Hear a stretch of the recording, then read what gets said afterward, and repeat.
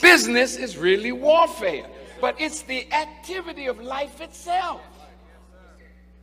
You say, well, business means I need to open up a business. Okay, yeah, that's right.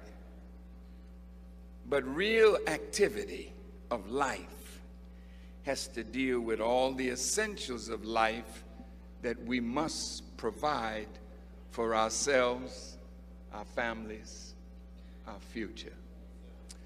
I have something in my pocket that, gee, where is it? Oh, yeah. I have a gold coin.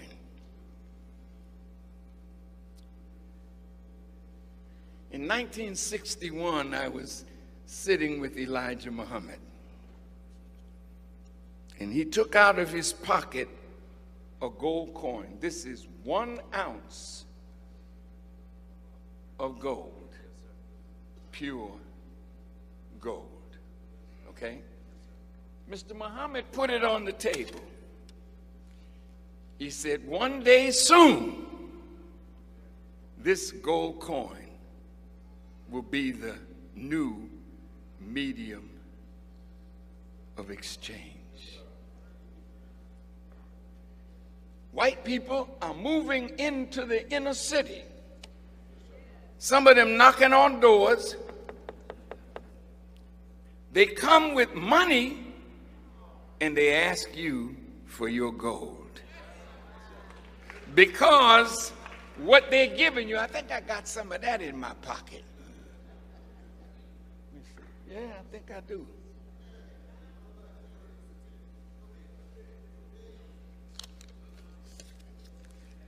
Now this is paper. This is not real money. This is real money. Silver as real money. Now you young people, some of the elders in the audience, like myself, this used to be called a silver certificate. How many old people in here know when this was a silver certificate? And you know what it said on the bottom?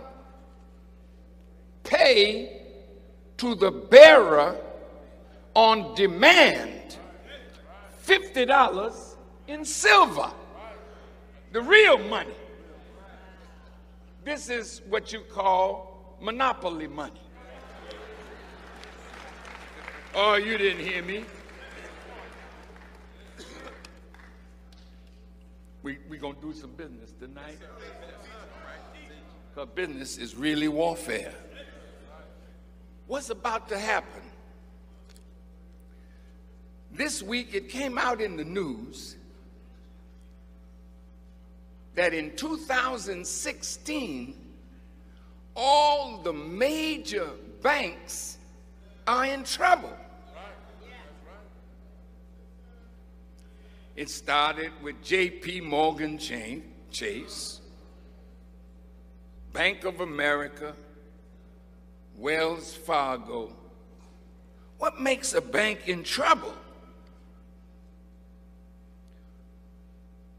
When the value of the paper that they have begins to lose its value, then the bank is in serious trouble. And so are we who have our money in the bank. Now, white people that are in your neighborhood, they're in the pawn shop now, and they're telling you in the window, bring the gold, we got cash for you. They know you don't know that this is losing its value every day. But gold will increase in value. Now this one here, I bought it today, or sent a brother to get it today, because I wanted to use it to explain something. 1 ounce of gold, this little piece right here, is 12 And today, in 2013, we are in December of this year, 100 years since the creation of the Federal Reserve Bank and the Internal Revenue Service and the ADL, the Anti-Defamation League.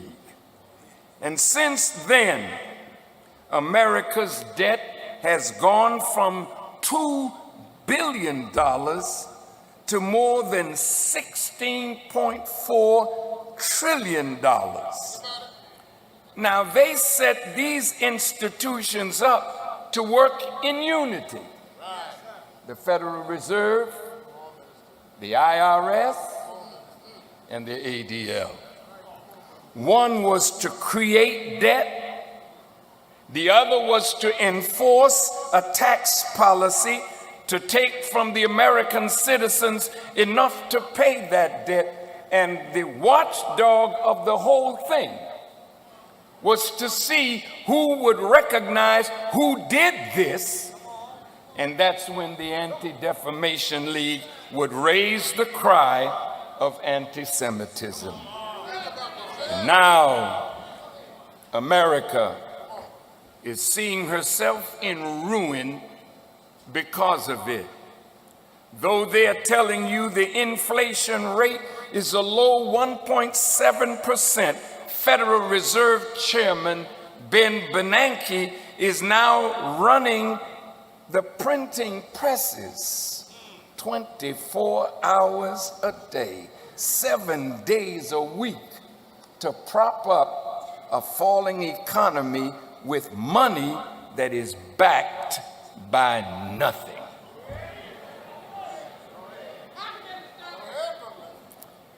The money that they are printing has no value. It's phony money, fiat money. Every month, the Federal Reserve is flooding the monetary system with $85 billion in fiat or phony money.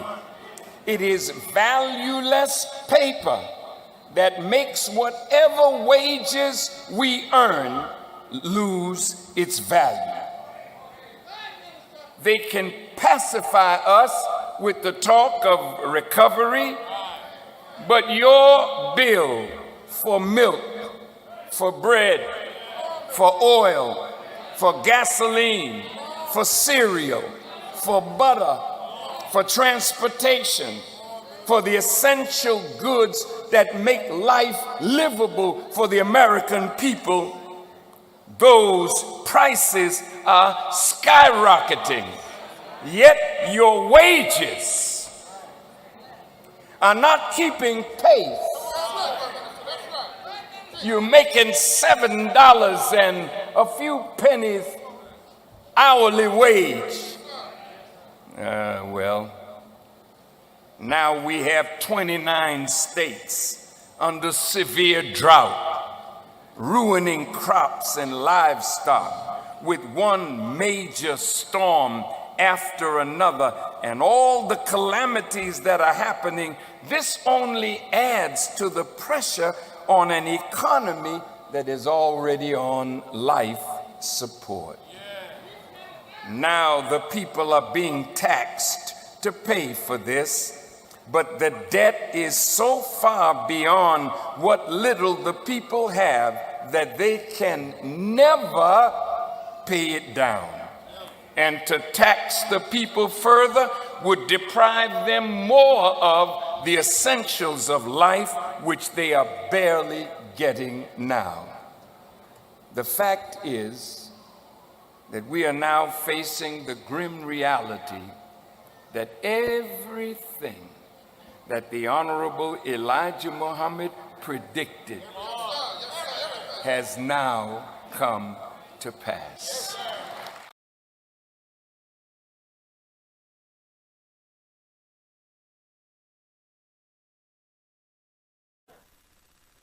Now look, do we do business like business should be done? Let me hear an answer. In the word business is the word busy. And when you're busy, you're engaged in some focused activity. Business is the activity of life itself.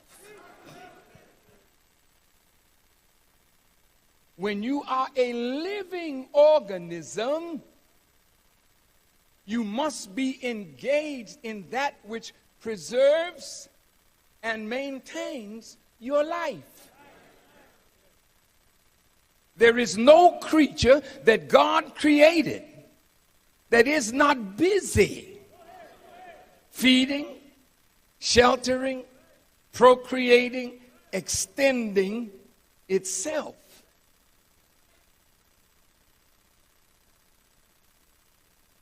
If we are a living people, see, inanimate objects don't do this. They don't procreate. They don't go looking for food or shelter. They're inanimate, meaning they're not living. But what about you? Ever since we've been in America, we haven't provided food, clothing, shelter, education for ourselves and our people. Am I lying? You graduated from Morehouse, Clark, Howard, Tuskegee, Florida A&M, North Carolina A&T. Yeah. And you have degrees. What have we produced? Of food, of clothing, of shelter for our people. If you find as a living creature that you need something that you don't have, you look around for somebody that has what you need, and you enter into trade and commerce as a living people. But you are not alive. You are dead people. You have flatlined on business.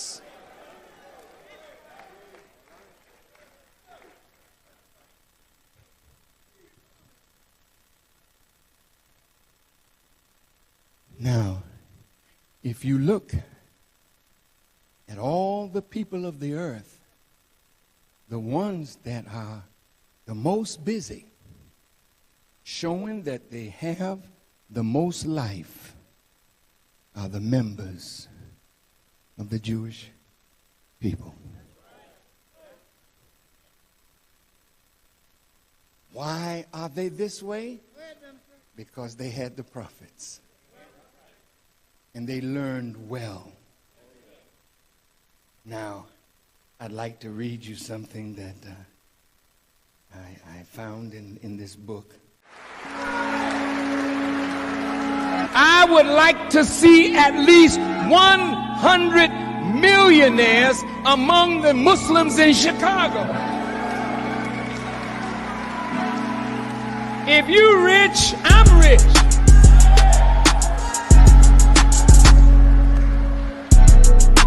Always come and tell you about the needs of a nation. But if you poor and we poor, we can't be around here poor. I want to see rich Muslims. All right, good evening, everybody. How's everyone doing? Glad that you could make it to this Forward Money Network Business is Warfare broadcast, and this is a brand new episode because we got some stuff that we want to talk about because we're going to highlight the Final Call newspaper that came out today, and we're going to talk about 3 major business events that took place in the same city, the same days, around the same time of the day in Atlanta, Georgia. We're going to talk about that, and one of them specifically we're going to highlight which is the Black Business Conference that is highlighted in the Final Call newspaper. We're going to briefly look at an article about the BRICS nation and what's going on with that. We're going to give you some signs on that because this is business is warfare. So I'm in red because we are in a financial warfare, financial crisis. That's what we're highlighting. So family, make sure you subscribe to our channel. If you want to donate to the Nation of Islam specifically, then you can also go into you can go to www.economicblueprint.org and you'll be donating directly to the Nation of Islam, not me, not an individual, not even Minister Farrakhan. You'll be donating to the whole nation. And if you want to get the latest edition or get on a Final Call subscription, we only got 12-week subscriptions and higher, digital or physical. You can text FCN to the number running at the bottom of your screen. And you can also text 10K to the same number if you want to learn about our Project Exodus 10,000, our decentralized blockchain banking financial freedom plan that we are currently running and that we currently offer. All right, so let me host Fard MacD Supreme X. So let us get right. All right, let me open up proper. In the name of Allah, the Beneficent, the Merciful, who appeared in the person of Master Fard Muhammad, the great MacD of the Muslim world, the Son of Man of the Christian world. I can never thank him enough for intervening, coming 9,000 miles and intervening in our affairs and finding one man that had a heart like his and making him a messenger, making him a guide, making him a leader, making him a head for us over here in North America. And that man is named the Most Honorable Elijah Muhammad, who we know is alive, well, and in power. But we wouldn't be talking about those two if it wasn't for the man that you just heard from, a man that I'm not worthy to tie his shoes. I'm definitely not worthy to speak behind. But those clips are in line with what the Honorable Minister Louis Farrakhan has been teaching for decades, because most of us think he's just religious. We don't see him. If you're not a Muslim, you're not in the nation, you don't see him as your leader, but he is your leader because he was placed in that seat over the whole entire Black nation, the children of Israel, which is us in North America. He was placed in that seat by God himself. So he didn't get it. He didn't try to get it. He was born to be who he is and do what he's doing. And whether you Christian, Muslim, Hebrew, atheist, don't matter. He is your voice. He is your guide.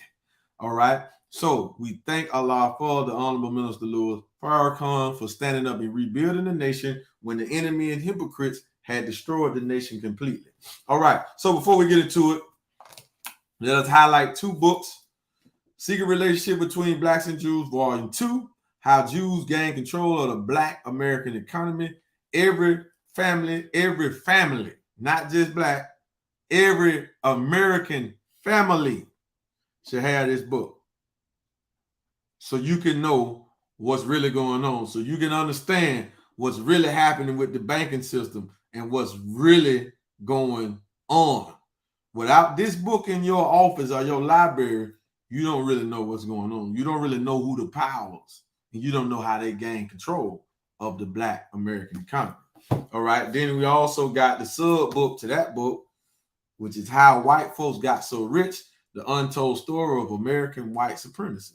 So you need this book here too, so you can see how not they got so rich. But really, these books are almost one and the same. This one is smaller.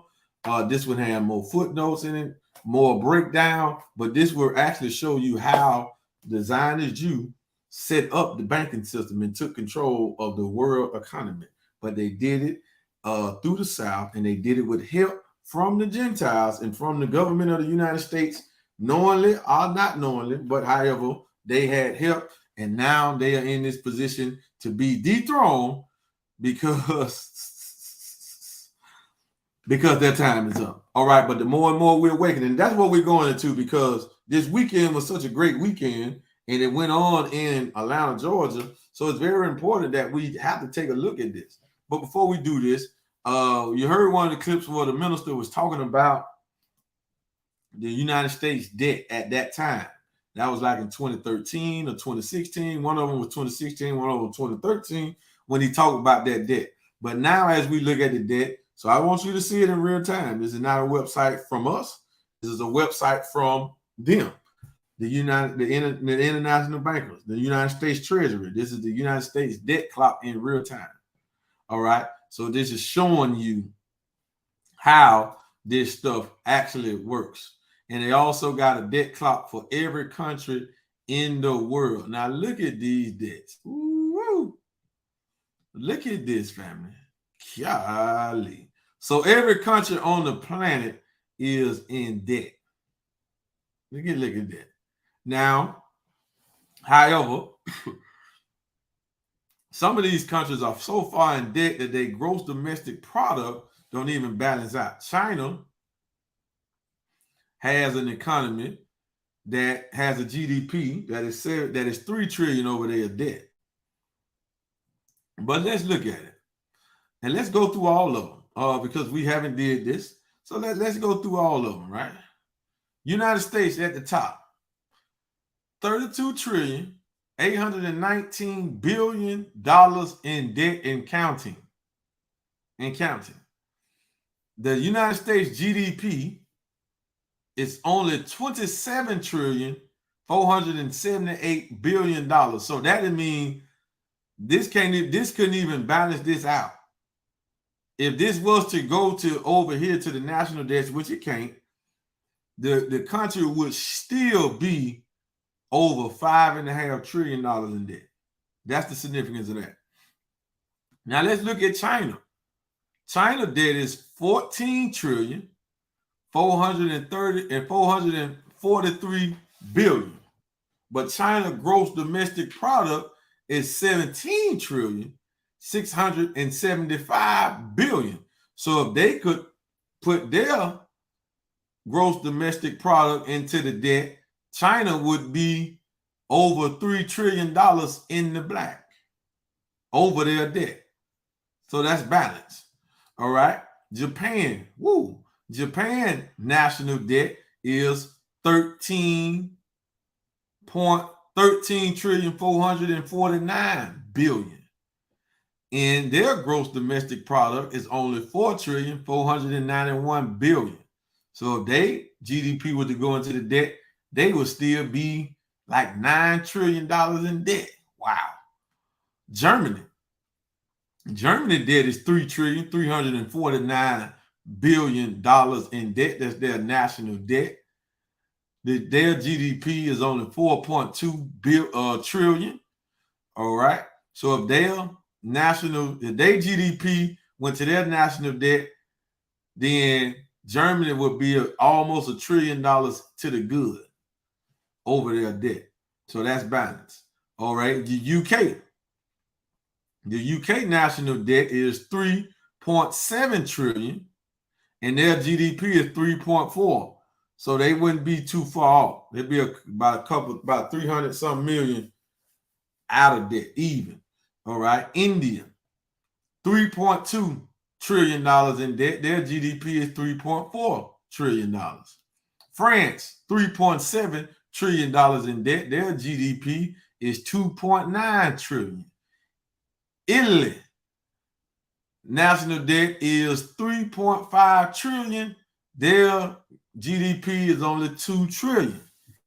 Brazil, national debt is over 2 trillion, nearly 2.1 trillion, and their GDP is only 1.9 trillion.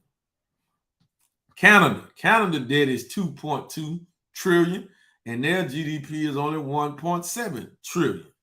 So what is this showing? Why are we going through this, family? What is this really showing? It's showing you that none of these countries, none of these governments have a clue. But what allowed this, though? These central banks. Because the central banks is over these economies. The central banks is printing all of these. This showing you that every fiat currency on the planet is worthless paper. All these countries are constantly just printing dollars. All right? Printing dollars. But China looks to be the strongest. Look at Russia debt. Oh, Russia debt is strong. Russia is only $426 billion in debt, but their GDP is nearly 2.2 trillion. So Russia doing good, better than most of these countries, right? Y'all see that? Russia is doing good. No wonder they got a vendetta with Russia. Russia pretty good. All right. Turkey doing pretty good. All right. This is significant. Sometimes just take the time out to look at that. But that's the United States national debt. Let's look at the national debt of the United States, 32 trillion. What is their total debt? They total debt of America. Golly, that just shows the national debt. America total debt is over $102 trillion. Can you imagine that?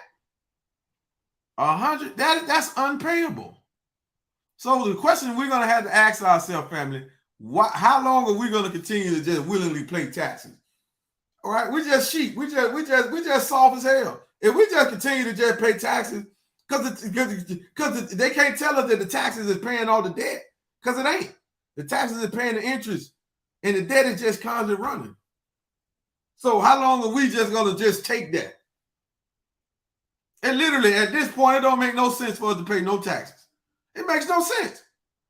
It makes no sense for us to pay tax because this debt will never be paid. It'll never be paid. America total debt is $102 trillion. I want you to wrap your mind around that. Now, this is the book that they're showing us. What about that book that they're not showing us? See, this is public data. This is their open ledger. But where's their private ledger that they're not showing us?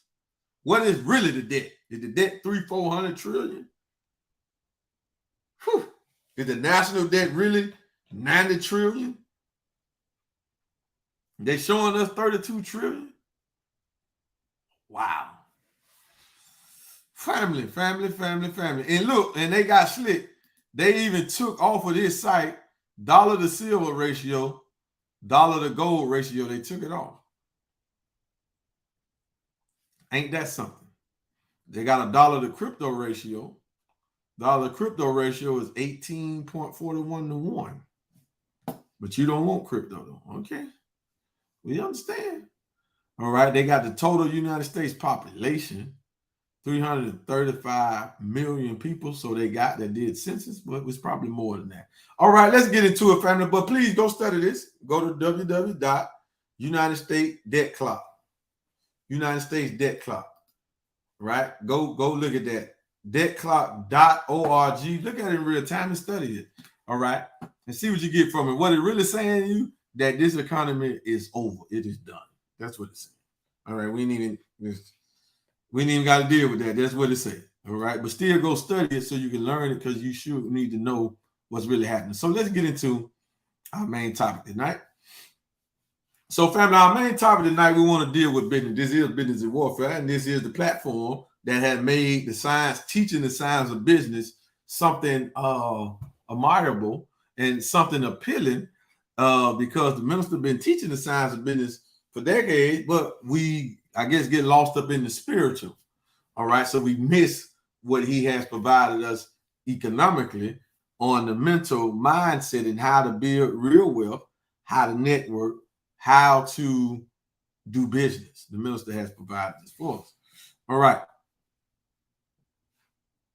So the science of business, all right, and in Atlanta, Georgia, it was 3 events happening in the same city, the same town at on the same days. So I'm a part of an organization called Wealth Builders Worldwide, and we had an event called Let's Go Weekend. Actually, our last event that we're going to do for Let's Go Weekend. It was held at the Georgia Convention Center. All right. Downtown, at the Andrew, I think it's Andrew Jones, Andrew Johnson, whatever his name, Andrew Young. Earn Your Leisure had Invest Fest. Invest Festival. They had, and it was 20,000 Black people there listening to millionaires talk about how to build wealth, how to make money, encouraging investing and encouraging entrepreneurship. All right. And then we also had the Black Business Conference. All right. We also had the Black Business Conference. Since we went over what happened at the Invest Fest, you already saw highlights of what went on Let's Go Weekend, because I was actually there, and we still got footage from Let's Go Weekend that hasn't been released yet, so we will get that out this week sometime. We want to just go and take a look at it and see what happened in the conference. Because now we're seeing the paradigm shift. We're seeing the change and take place among our people when it comes to money. More of us are thinking about putting money to work. More of us are thinking about making more money outside of working or selling the product. More of us are thinking like this and are operate like this. So now this is important that we try to figure out what that's going to be for our money roll. Figure out how can we merge this conference with Wealth Builders Worldwide for our money and merge it with Earn Your Legion. How can we work together to get the best out of this? Because there's no sense for all three of us to be having a business meeting or money-making meetings, and we're in the same city, same days, and we not there to support one another. So because we all got something off. All right. Earn Your Leisure had the biggest one with 20,000 people at their conference. All right, so let's get into it. Black Business Conference unites Black businesses and professionals under one agenda. Atlanta. When traveling down the lobby escalators of the Hyatt Atlanta, Black people from all over the country and the world were present with a visible display of African art and culture. The display was a welcoming introduction to the 123rd National Black Business Conference that took place in Atlanta on August the 24th through the 26th. That's crazy. In the same days we had Let's Go Weekend. The National Business League, the National Black Chamber of Commerce, and the World Conference of Mayors unified to host the conference. More than 1,000 Black businesses and professionals registered. Wow. This conversation about Black business, that's what the Honorable Elijah Muhammad, as well as Minister Farrakhan, they believe in. Black people supporting their own businesses. Black people governing their own businesses. Black people turning over the dollar in the Black community. We hope to accomplish all of that as a result of a conference like this, said former Tuskegee, Alabama mayor and president and founder of the World Conference, Johnny Ford. I have met Johnny Ford before, said to the final call. I met him back in like 2017, 2018. All right, in Tuskegee. Matter of fact, I met him more than once, I think. But anyway, the Honorable Elijah Muhammad, the eternal leader of the Nation of Islam, listed the science of business as one of the three sciences never taught to the Black slave. The other two being the science of mating and the science of warfare. On page 40 of his book, Message to the Black Man in America, Mr. Muhammad recalled a congregational debate in early 1920s concerning the appropriation of funds for Howard University. During the debate, a senator voiced that they would not teach Black people those much needed sciences. He knew these things free people must know in order to protect, preserve, and advance themselves, the Elijah Muhammad right. Inspiring Black people to go into business, start their own businesses. But the point is, we have to come to a conference like this to learn what the money is. And many times we can generate the money ourselves. That's what Minister Farrakhan believes in. Black people spending money with themselves, said Mayor Ford. The conference is important. It brings together institutions with resources that Black people can take advantage of, he added. The conference came on the heels of a recent partnership between the National Business League and the National Black Chamber of Commerce. The two organizations partnered in September 2022 to create the National Legion for Black Business to develop a unified Black business agenda. This is the foundational nucleus for us to mobilize the entire country, every Black chamber in the country, every business league in the country, in connection with all of our historic Black towns and settlements, and endorsement of all the Black mayors, not just here in the United States of America, but throughout the world. Dr. Ken Harris, president and CEO of the National Business League, said during the conference opening ceremony on August the 24th. The organizers noted the importance of a unified allegiance to create an economic destiny. This is the beginning of the enactment of a unified global economic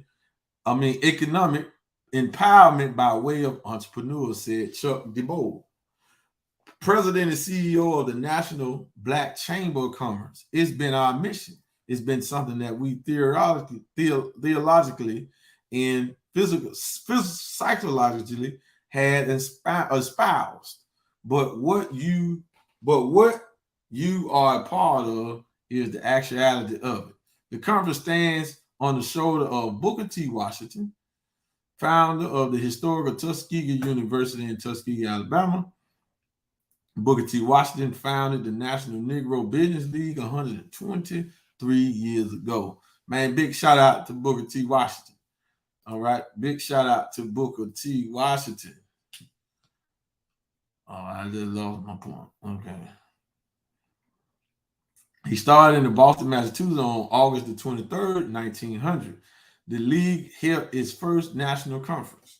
It was Booker T. Washington who brought together Black business leaders, as well as Black political leaders, Black educators, Black non-profit organizations from throughout the nation in the world to organize a national business league, Mel Ford said during the program.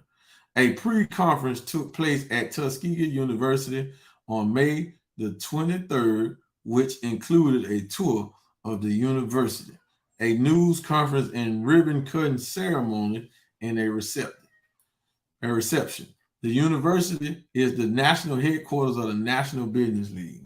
Conference organizers recognized the presence of representatives from Amazon, Calm America, Prosper Africa in the United States, Commission on Civil Rights. Representatives from several African countries were also present, including Senegal, Uganda, Kenya, Barbados, Gambia, the Ivory Coast, Mali, and Tanzania, along with a representative from Delhi, India. The in-person conference was accompanied by an event at Hoovo, what is that? Where Black business owners and professionals schedule their own meetups on different subjects. Linked with fellow conference attendees and posted on the community discussion board. Attendees also had the opportunity to directly support Black businesses via a Black Business Expo that took place on August 26th. Products and services range from food, clothing, and booking to personal care products and investment in consulting services. Panel discussion. Conference panel discussions on August the 25th included rebuilding Black Wall Street, Pan-Africa potential, global business, Black women in business, and access to capital for Black business. The National Black Chamber of Commerce held a 30th anniversary dinner in the evening, which included a red carpet and a national fashion show. So this article is kind of long, family. So you want to get the latest edition of the Final Call to get that. All right. My only thing, it looked like it was a bunch of old folks here. I guess all the young folks was at InvestFest. All right.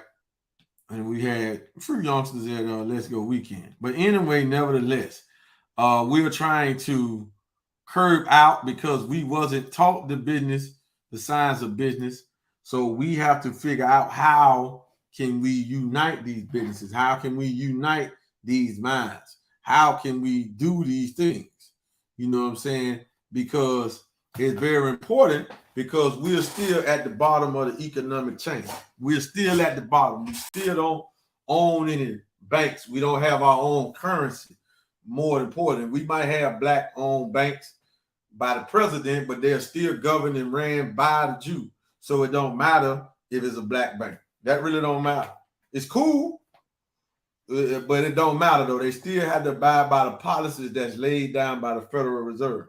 in the international bankers, because they can easily send the SEC, send anybody to just shut that down. They can send the FBI to just do an investigation and shut that down. So family, so what we need to do is figure out how we can bridge the gap, because there's so many opportunities out here and there's so many of us doing so much, but how can we do something where the whole can benefit? You know what I'm saying? So coming together is one thing, but what is the plan of action after we come together? Now in 20, well, that book ain't in here, but in 2000,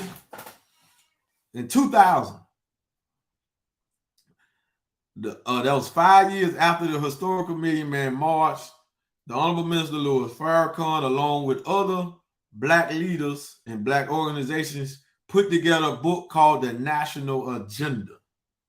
I think that's a book that we need to put a high study on, a high regard to, and we need to study it and start doing it so we can start building these institutions and these systems. Because if we're not doing that, then no, our people can't benefit, and we cannot continue to just have talking conferences. I'm sorry, we cannot just continue to just talk about this stuff. We have to see what's available and get busy on. Because most of the time we be doing this and doing that and doing this, and it just become a redundant, a repeated thing with no end goal, no call to action, and we still don't have no system.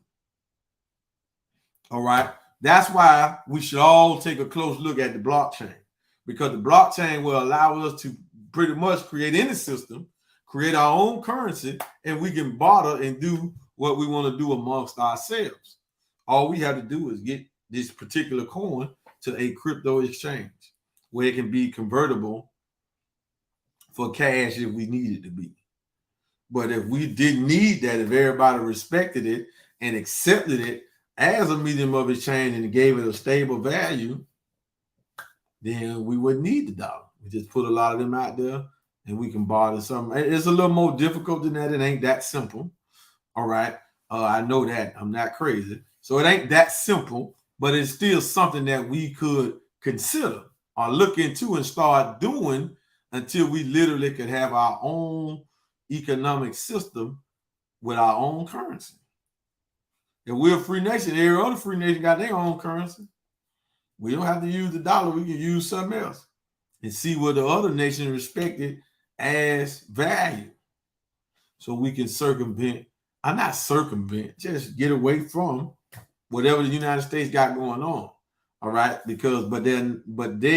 But as long as we operate under their monetary system, under their, all these businesses come together, that's cool. That's a foundation, because it can have us generating a lot of revenue and a lot of profits from the revenue to these individual business owners and these businesses. Then we can come together and we probably could go ahead and start put the capital up to build our own banking system with our own currency. Now I know that's going a little deep. All right, I know everybody ain't ready for that talk. So all I'm saying is bring me to the table so we can have the real deep talk. You feel what I'm saying? So let's really talk about some solutions. Let's talk about some counterattacks, because we've been getting hit in the mouth by the Federal Reserve for 110 years. 100. That is 11 decades. The Federal Reserve has been hitting not just Black people, but the American people clean in the mouth. Can you imagine getting hit in the mouth for just imagine you getting punched in the mouth 111 times consistently. Just picture. I know, even if you're a fighter, a fighter, I ain't saying that, but just picture you not being able to fight with your hands tied, and they put you somewhere and somebody just had a free shot on you, and nothing you can do. You can't move, you can't duck, you can't do nothing but do this. You can't put your hands up because your hands behind your back.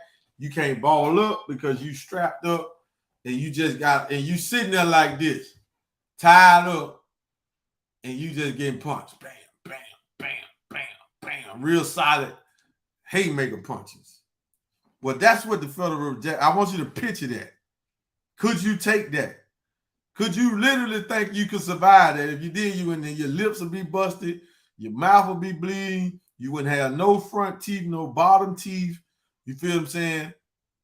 From a grown person, a grown man, just with his fist, just hitting you in the mouth. 110 straight times. He just popped you in the mouth.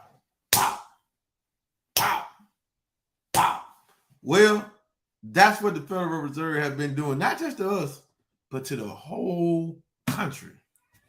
That's exactly what the Federal Reserve, because we ain't been able to fight back. They took gold from us, right? Now they want to take crypto. Now they want to put restraints on crypto, right? Now they want to do that. So they got us tied. They got our hands tied behind our back, and they just hit us. And we just doing it. We just taking it. You feel what I'm saying? And we continue to work, and we continue to support a system that's diametrically opposed to our rise and our freedom. But we continue to support it because we don't have nowhere to go. All right, family. So before we close, and it's possible we could do a part 2 of this, but before we close, it is something here about the BRICS. Not going to read it all, but I did want to see what the highline is of the summit. All right. So this is from my brother, Jerron Muhammad. Thank you, brother. BRICS Summit with new proposed members represent 1/3 of the global economy. And the 15th BRICS Summit was held in Johannesburg, South Africa, August the 22nd to August the 24th. BRICS is currently comprised of the countries Brazil, Russia, India, China, and South Africa. This year's summit was hosted by South African President Cyril, and over 60 global leaders and political heavyweights were invited. Not only was this the largest in scale summit since the establishment of BRICS as a corporation mechanism, but this was also the largest gathering of its kind in the global South in recent history. The summit theme, BRICS in Africa, partnership for mutually accelerated growth, sustainable development, and inclusion, multilateralism, reflects the increasing expectation being placed on BRICS demonstration to provide the global South with a greater say in helping develop the evolving global financial infrastructure. Directly following the summit, Chinese president will co-chair along with the president of South Africa, China-African Leaders Dialogue. Contrary to West corporate press framing BRICS as an anti-imperialist platform, Ben Jay, director of the Tricontinental Institution for Social Research, said on Democracy Now! Prior to the summit that this is a straw man argument. So they're just called, the West don't really know what to do, but we ain't gonna get into all that. But one day soon we might get into all of this, but we're gonna keep a close eye on this, and we will do a stream on this. All right, maybe even next week we will do a stream on this where we can have more information and let a little more stuff come out from what happened with this. Now, us Black people in America, we need to take a look at this, because they not just having meetings, they are doing stuff. They are putting stuff in action. And they got the West shook up. They are putting stuff in action. They're even talking about coming out with their own gold-backed cryptocurrency. So if that happened, it is a death blow to the West and to America, England, and Israel. All right. So, family, with that being said, family, we want to thank y'all for tuning in. Make sure you follow the link or the ticker at the bottom of the screen. Whatever you want to do, however you want to support us, you can. There's multiple ways. And we also have a way for you to support yourself. All right. Not you just supporting us, but a way for you to support yourself. So, with that being said, family, we leave you with one last clip from the Honorable Minister Louis Farrakhan. Oh.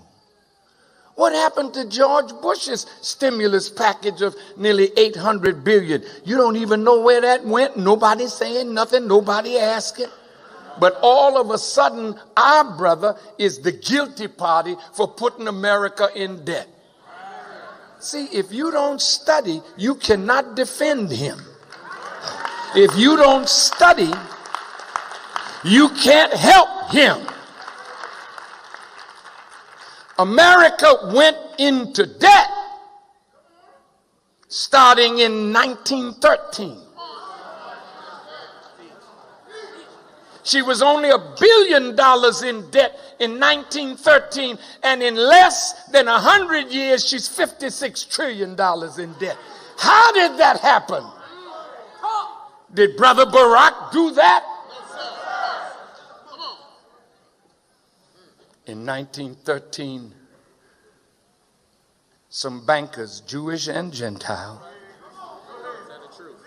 met on Jekyll Island off the coast of Georgia. And they developed what would later become the Federal Reserve Act, which was passed in Congress December the 26th, 1913. And after that, a group of bankers began to control the monetary service of this nation. Oh, they're right around the corner, and where they print the money, and right next door is the Holocaust Museum. Some of you silly ones wonder why. You say, Farrakhan, why are you doing this? You're making it hard for all of us. No. If you don't know Satan, you can't get free from him. Did I say something?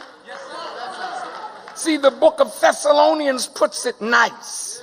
That day shall not come except there be a falling away first, and the man of sin be revealed. Not the spirit of sin.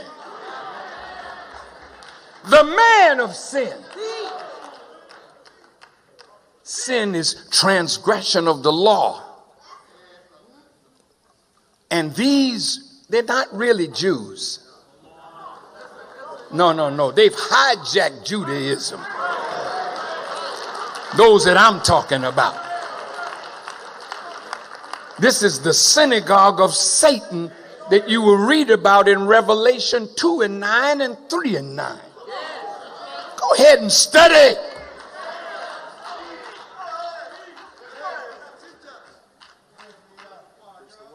They print your money. Used to be a time when we could go to the bank and pull out a $50 bill. I happen to have one.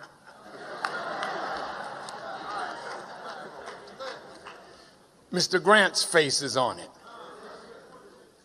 But it says Federal Reserve note. But when I was a young boy, it used to be called a silver certificate. That you could take it to the bank, this is paper, and get in return real money.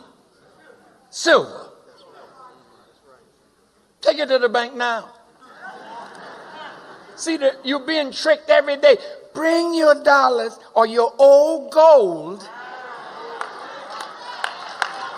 and we will give you paper. Soon you'll be wiping your backside with paper because real money don't exist. America is broke.